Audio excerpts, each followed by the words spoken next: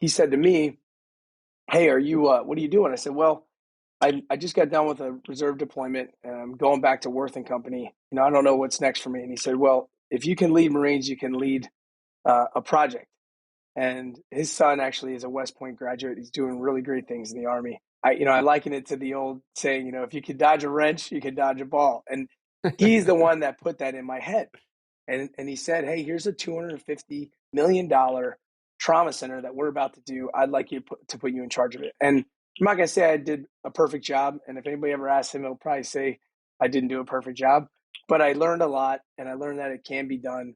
And that's what got me into the healthcare. But once you have a big project in the healthcare world under your belt like that, you become a real powerful asset in the healthcare life science industry, which is why I went that direction at CBRE.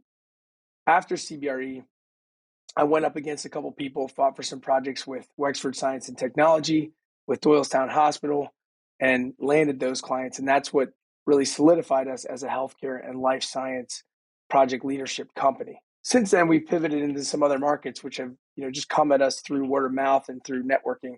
But we really do try to maintain the fact that we are specialists at the healthcare and life science type of project.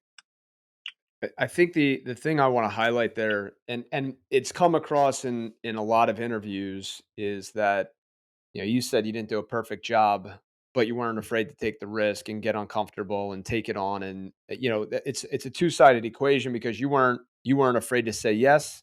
What was the gentleman's name? Kevin Mahoney. Kevin Mahoney. So you weren't afraid to say yes, and he believed in you to a degree that gave you a shot. And I think that's like the magic potion. So anybody that's transitioning, go find somebody that's going to believe in you, somebody that's going to give you a chance, not somebody that thinks you're perfect, not somebody that thinks you're not going to make any mistakes, because every good leader knows that the only way people grow is to give them enough support that they can go grow, but enough leash that they can go make mistakes on their own and find their way. And I think that's important for anybody transitioning. I think that's an important leadership lesson for anybody that's representing them or is in a leadership role, to allow people to make mistakes.